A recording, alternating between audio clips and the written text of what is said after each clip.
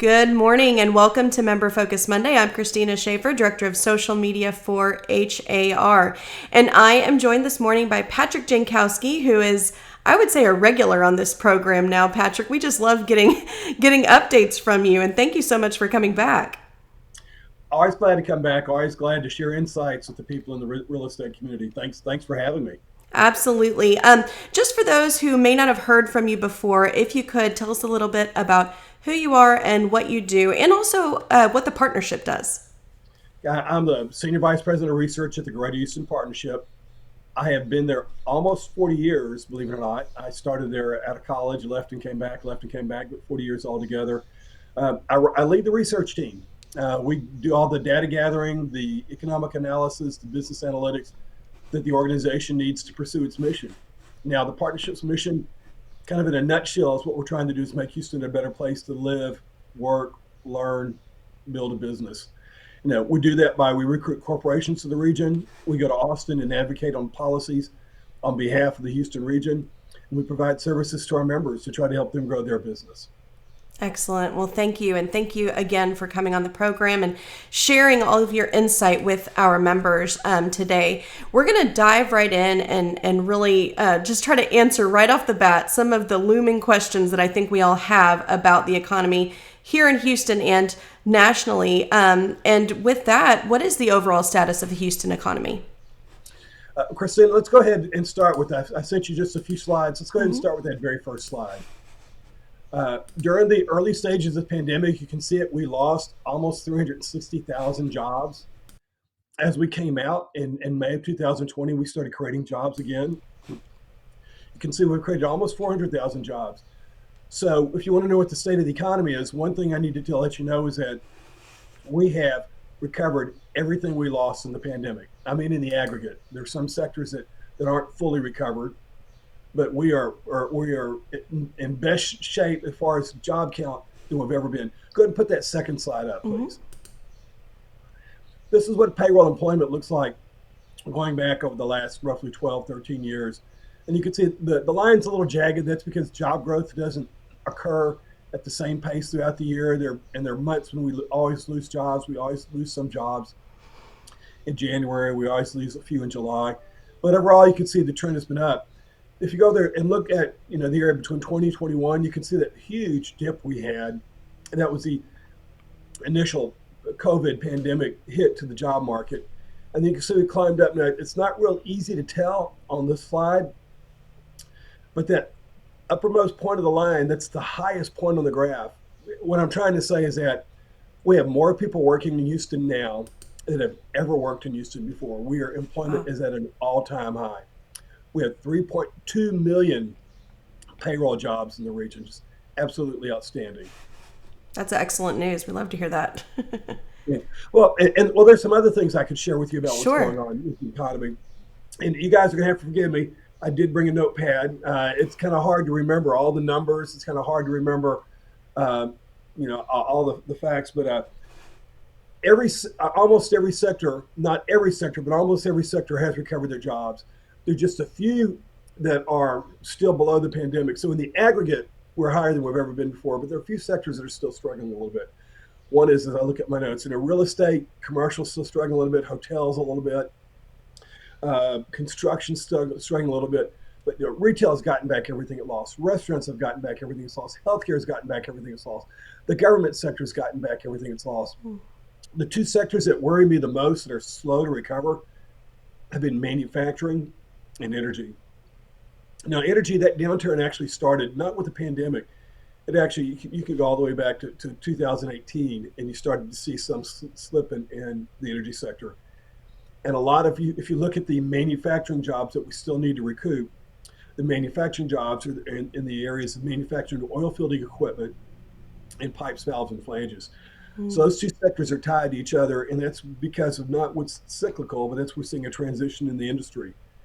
And so we're going to continue to add jobs this year. It's been a really good year so far. Here we've got job data all the way through May, and we've created 53,000 jobs so far this year. In a normal year, we might create 60 to 70,000 jobs. So this will be, depending on how the year finishes, and that's what we're going to talk about a little bit later. this should be a really good year for Houston. Uh, Looking at the other indicators out there, I'm going to have to take a look at my notes again. When we want to know, one of the things that people always want to know about is unemployment. Mm-hmm. And right now, the unemployment rate is 4.3% in Houston, very low. I mean, it had gotten up to 13.3% at the height of the pandemic. So you can Mm-hmm. see we've dropped 9 percentage points. Anything below 6 is good for Houston. Anything below 5 is very good. And we're at 4.3. So that's a really good sign for the economy. It shows you just how tight the labor market is. If you want to look at another thing that I follow that I want to watch is what's happening with claims for unemployment insurance. Are people being laid off? Right now, we're seeing on average about 4,000 claims a week in Houston Mm-hmm. for unemployment benefits. That may seem high, but that's pretty close to what the average was prior to the pandemic. So that's doing real well. And if you want to look at the PMI, Purchasing Managers Index, it's still signaling growth. I'm going to talk a little bit more about that later on. But all the indicators that I look at there for Houston specific, they tend to be pretty good. It shows that the economy is really performing quite well, quite strongly right now. And you guys are seeing it out there yourself. We wouldn't be selling houses at the rate we've been selling them if the economy wasn't so strong. Okay, well, very good. So, shifting gears to the national economy, what are you seeing there? Actually, the U.S. economy is pretty good in spite of what the headlines say. And I know we're going to talk a little bit about recession. Mm-hmm. I'm going to make a point now because I can make it multiple times. Our danger is we're going to talk ourselves into a recession. It's the topic on everybody's mind right now. I mean, just to digress, I had a family reunion a month ago, and I had cousins I hadn't seen in years. They come up to me and, do you think they want to ask me about how my kids are? No. What's going to happen with the economy? It's bothering everybody. But if you look at it, there's all different indicators you can look at for the economy. One thing, we're still creating jobs at a fairly healthy pace. And prior to the pandemic, the 10 years leading up to the pandemic, we created jobs at roughly the rate of 200,000 jobs a month. Right now, we're creating jobs at about 375,000 a month. So we're still creating above the long-term average. If you look at the job openings and labor turnover survey, that thing called JOLTS or whatever, we still have over 10 million job openings in the market right now, close to 11 million job openings in the U.S. right now. The normal level is around 7. Need to look at my notes. If you look at sales, if you look at retail and restaurant sales, and you take out automobile purchases and gasoline purchases, which kind of throw it off, consumers are still spending significant amount of money out there. The U.S. unemployment rate is 3.6%. It got about 14% at the pandemic. In February, just prior to the pandemic, February 2020, the U.S. unemployment rate was 3.5%. So all these different indicators I'm looking at there say the U.S. economy is still in pretty good shape. It's still pretty healthy. The danger is we're going to talk ourselves into recession, and the danger is what the Fed's getting ready to do. But overall, the U.S. economy, we still have some momentum that should carry us forward for a while. I mean, I'm not concerned about the healthy economy. I'm concerned about consumer behavior as a result of these conversations. Okay. And we even had a comment in the chat that said, get ready for it to slow down again. So again, as you're saying, people are discussing this and it's you don't want it to perpetuate. So let's get a little definition here from you. What actually defines a recession? Okay, there are multiple ways to define a recession. If you can go back to your economics macro 101 course that you took in college, one of the things, and I'm going to have to explain a little bit of this. There's a common definition is that you have 2 consecutive quarters of negative GDP growth. Mm-hmm. And you need to understand, and GDP is defined as, here I am, I'm looking at my notes, this if I had a cheat sheet in college, it's consumer spending plus business investment plus government spending plus exports minus, that's the old C plus G plus I plus M, whatever, that all formula. The problem is in that formula, there are 2 things which are going to pull down GDP. One is government spending, because we're not injecting as much stimulus into the economy as we used to. So that becomes a negative in the formula. If you go and look at the other part, exports minus imports, we're still importing a significant amount of stuff to try to make up and restock those store shelves, get stuff back in the factories. That's a huge negative in the formula. But if you look at consumer spending, you look at business investment, it's still fairly strong. And so it's a little bit misleading. You're going to hear people come out and say, well, I had 2 consecutive quarters of declining GDP. Yeah, but that's because the government isn't spending as much, which I don't necessarily think is a bad idea. And the fact that we're still trying to, so that's one definition. There's another definition out there, we're getting ready to see it, is if you have 2 consecutive quarters of declining corporate earnings. And there's this concern about corporate earnings going down because consumers are pulling back. And we're right in earnings season right now, so we're getting ready to figure out what's going on. Mm-hmm.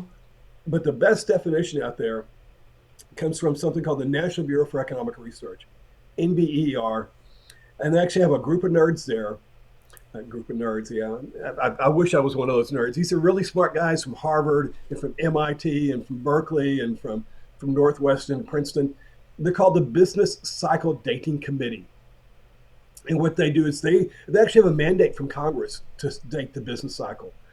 And if you go to their website, they're very public what they look at. They're looking at a decline in economic activity that's broad-based, that's deep, and of significant duration.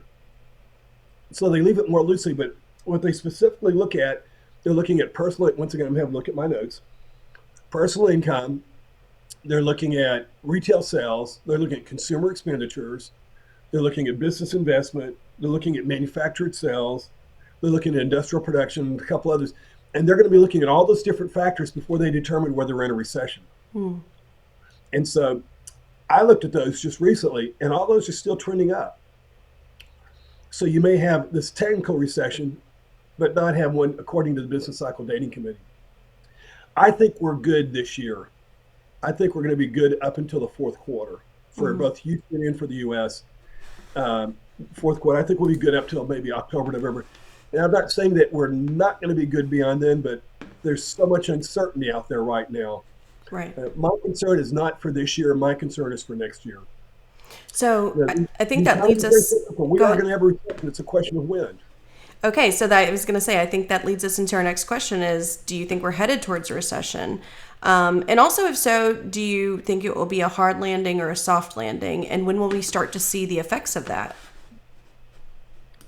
I know there's a lot of questions I'm asking. I don't want to come out and publicly say the economist of the partnership says we're destined for a recession.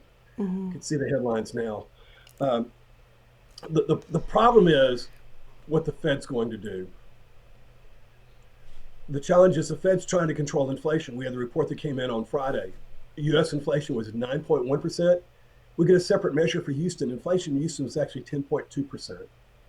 Inflation's running hotter in Houston than it's running in the rest of the U.S. And so the Fed's going to be doing something. So they're going to be raising interest rates to try to slow down inflation. You raise interest rates, you make it more expensive to purchase anything on time. By making it more expensive, you depress demand. By depressing demand, supply catches up and prices balance out. The Fed's doing what it can to try to control prices, and the concern is the Fed going to raise interest rates too high or too fast, or not know when to stop and put us in a recession? If we're in a recession, a lot of people are going to say it's the Fed's fault, but there are things beyond the Fed's control that are affecting inflation. No one expected there to be a war. Well, maybe somebody did, a war in the Ukraine with Russia. And that's affected supplies of steel and grain and sunflower oil and all sorts of stuff. Also, Russia is cutting off supplies of natural gas to Europe. We'll put Europe in a recession. China has this zero COVID policy and it continues to want to shut down cities to try to control COVID.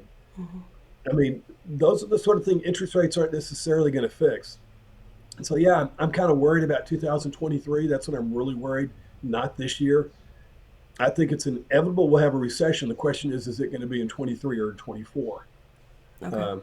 I would think, though, it probably would be more likely. I'm not saying there will be, but I'm saying, I'm not. You get some economists, they're so quick to come out and say, I'm the first one that called a recession. I'm going to proudly say I'm going to be the last one to call a recession. I don't want people to start changing their behavior because I said that we're going into a recession. But I think it doesn't look real good for 2023. Okay. All right. I want to shift into some questions about the real estate market specifically, but if you are tuned in and you have a question for Patrick, please type those questions in and we'll try to answer as many as we can. So what recent shifts are you seeing in the housing market, Patrick? We're finally starting to see as I look at the data, so I'm looking up. I don't have notes on my ceiling.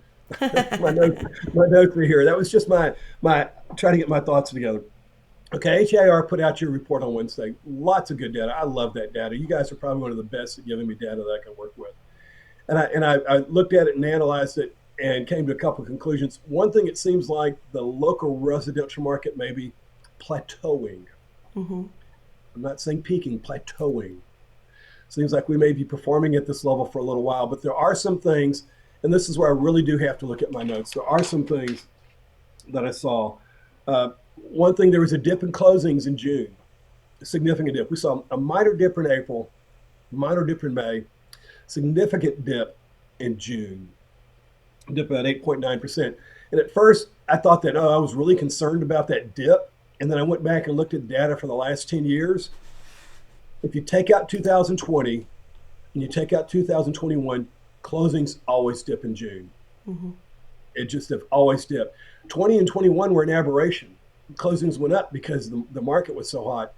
So that may be suggesting not that the housing market is slowing down, but maybe it's starting to return to normal. Mm.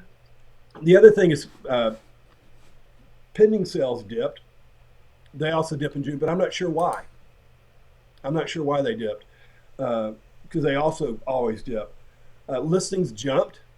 Listings always jump in June, but June's jump was the biggest jump on record. We had another 15,000 listings, which is, you can take that as a really good sign. It means maybe there's finally a little bit more inventory out there. Mm-hmm. We've gone from a 1.3 month supply of inventory to a 2 month supply of inventory.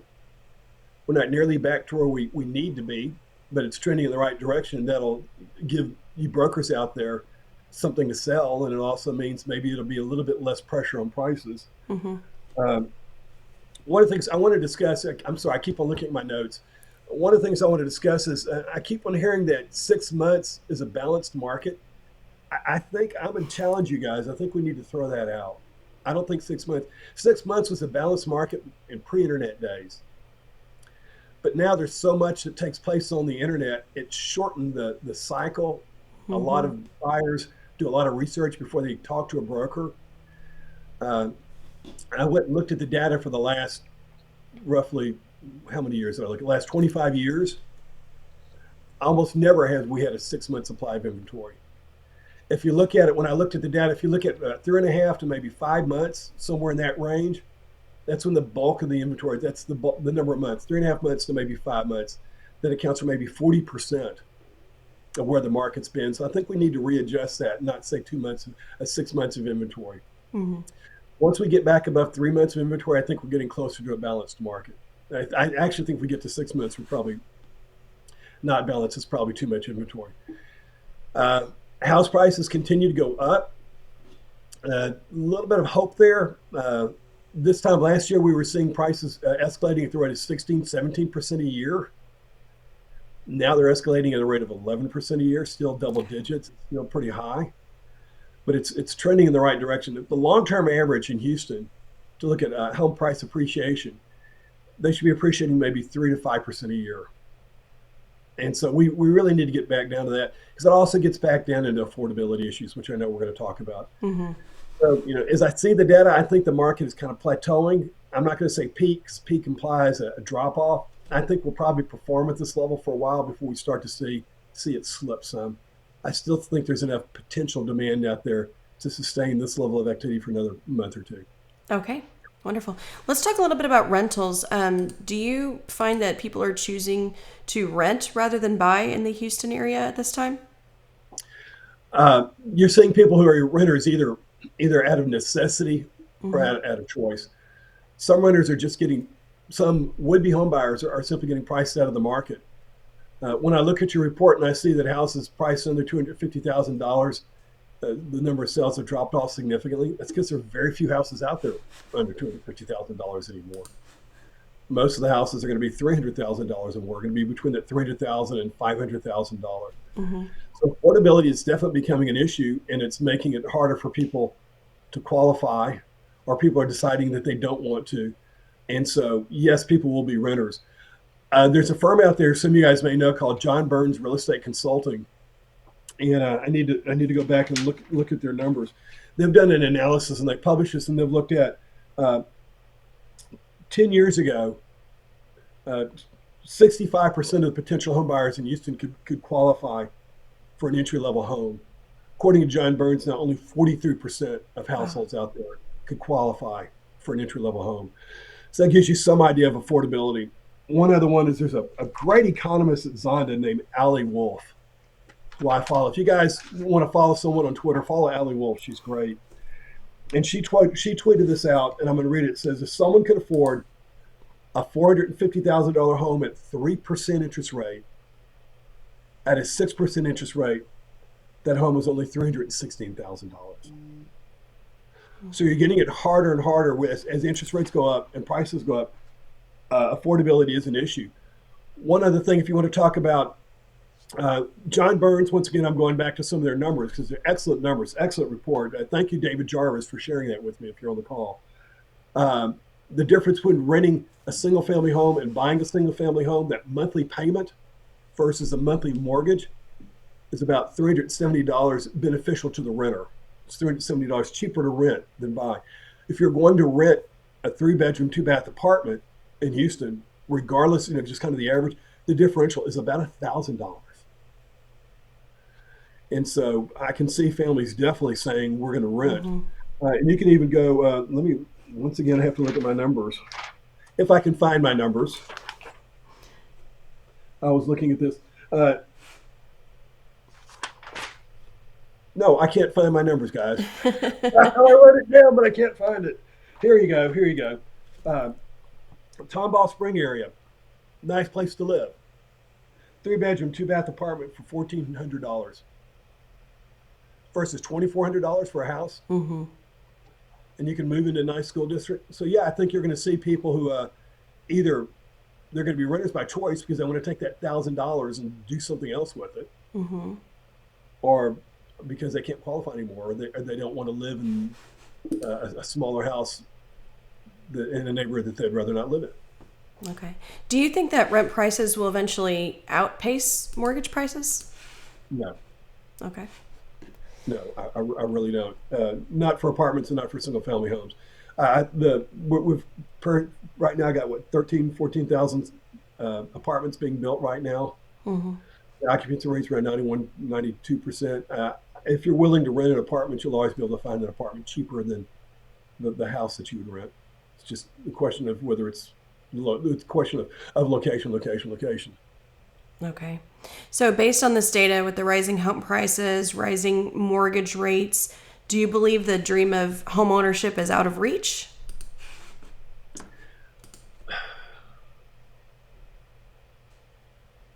I think it's becoming a lot more difficult. Mm-hmm. I really do. I don't see home prices going down. I don't see interest rates going down. Mm-hmm. I think a lot of families that want to be in a house are going to have to wait a while.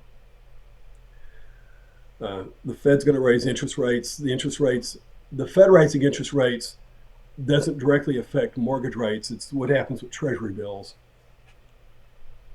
But they all, to some extent, are interlocked. I can see mortgage rates above 6% sometime this year. Okay. And home prices aren't going to go down. They might get back to appreciating at a more normal rate. If you think about it, let's take a $350,000 home.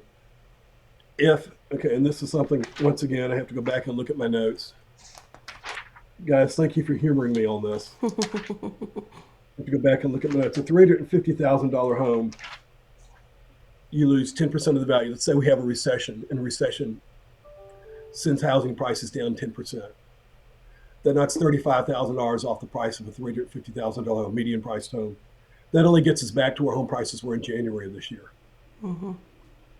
If we have a more severe recession and home prices drop 20%, that knocks roughly, $70,000 off the price of a home. That gets us back to where we were in February of 21 in Houston. A really severe recession where we lose 30% of the value of our houses, drop 30% value, which is not going to happen. Mm-hmm. But it would take a 30% collapse in home values to get us back to where we were in February 2020 prior to the pandemic. Okay. That's the problem. As higher home prices are here to stay, and the only way we might be able to make housing more affordable is somehow control interest rates. Okay. I think you answered Demetria's question. She said many buyers purchased homes above list price during the flurry. How will they be affected long term? In other words, will the market catch up with their prices or will they be upside down for decades? Oh, they're not going to be upside down for decades, and it also depends upon how much they paid. Um, yeah, I need to get a little bit philosophical. You talked about the American dream. Mm-hmm. So what you're talking about, the dream of home, you're talking about lifestyle. You're talking about purchasing a home to provide shelter. And if you're buying the home as an investment, you take on all sorts of risks, and I'm not going to deal with that. I'm talking about American dream. If it's the house you want to live in, if it's the structure you want to live in the neighborhood you want to live in, then you should go ahead and buy. Mm-hmm. You shouldn't. Yes, you should worry about the price, but if you have to pay a little bit over list price, that's the premium that you're paying to get a house that you really love in a neighborhood you really love. Mm-hmm. If you're someone who's buying a house because you think it's going to be an investment, then you're taking on all sorts of risk, and I'm going to let you deal with that on your own. Okay. All right, very good. Just wanted to mention, you mentioned that we put out our monthly report on this past Wednesday. I just want to mention that we are now releasing both sales and rental reports. So for those of you who want to dive a little deeper into the rental market that we were just discussing, you can do that. We also, and thank you, Patrick, for your help with this, we recently started releasing the Housing Affordability Index, and we are also releasing a rental version of that. And the Housing Affordability Index and the Rental Affordability Index, those are quarterly reports. So monthly, we put out the stats for home sales and rentals, and the affordability we're putting out quarterly. So again, thank you for your help with that, Patrick. We have a couple questions about building. The question. Go ahead. Those reports that Christina mentioned are wonderful, and I cited them. I wrote a newsletter in July. It's posted to the partnership's website, and I referenced those reports. If you want to know a little bit about what I said about the housing market, go to houston.org. Okay, great. And go to business data and pull up the July newsletter, and I will reference those, and you can find some more information. But those are great reports. Like I said, I love you guys because your data is so good. It's such great insight. Thank you. Thank you. So we have a couple questions about building. Tina said, is building cost stabilizing? Lydia said, how's the price of lumber? Driscoll said, are commodities like copper and lumber moderating now? So do you have an update for us in that area? The answer is yes to all those. We are starting to see some backing off of commodity prices, both lumber and copper. That deals with prices doesn't necessarily deal with supply chain. That's them as a commodity and not necessarily finished cabinetry or lighting fixtures or so forth. There's still going to be those issues there. But that'll eventually work itself into the price and supply chain. But the raw material is such a small component of the final product. But yes, so that does help somewhat. They are backing off. Okay, very good. Margot said, so should we tell people to hurry and buy before a recession? That probably wouldn't make any sense. So that was actually my next question for you, is just what you already mentioned some advice for home buyers, but with the current state of the real estate market, what is your advice for home sellers and for home buyers? Well, part of it, you need to look at your own individual situation. If you feel you're secure in your job and you're not going to lose it during the downturn, I say, sure, go ahead and buy. I mean, why wait? I mean, get yourself or your family into a nice house in a nice neighborhood. I mean, you ask me about timing the market. It's always difficult to time the market. It really comes down to what is your personal need and what's your sense of security. For a home seller, now's a good time to get out there, especially during the summer. We will, if we have a recession next year, demand will drop off. You won't get the same level of price appreciation. It's still going to appreciate. It's just not going to appreciate at a double-digit rate. You'll still, it may take you longer. Days on the market might not be 28 or 30. It may be 50. You'll still be able to sell. But yeah, as far as timing, it has to depend upon how you feel about your own finances and where you want to live. And both for the seller. I mean, if you sell, it depends upon whether you're willing to pay a high interest rate and a high price to get into something else. So I mean, I can't make a blanket statement. It all comes down to your own individual circumstances. But prices are going to continue to go up, maybe not as fast. We're going to continue to see additional inventory, maybe not the way it had been. So prices go up, that's good for the seller. Additional inventory is good for the buyer. It all comes down to your lifestyle choices and your personal financial situation and how secure you feel going forward. Okay. We had a couple questions about areas. Is there a particular area that you are seeing that is more successful or maybe not as successful, maybe slowing down at a faster rate? I haven't looked at the data in that level of detail. Okay. I'm sorry, I can't answer that. That's okay. Nellie also asked about the luxury market. How do you see the luxury market over 700,000? Oh, that's another thing. I haven't looked that closely at the luxury market. Okay. What I need to do is I'll look at it the next time we're on, and I'll talk about it then. But right now, I was trying to look at the overall market and the Yes. overall economy. Big picture. Yes, and we do appreciate that. And of course, I'm sure we'll be calling on you in a few months to get another update.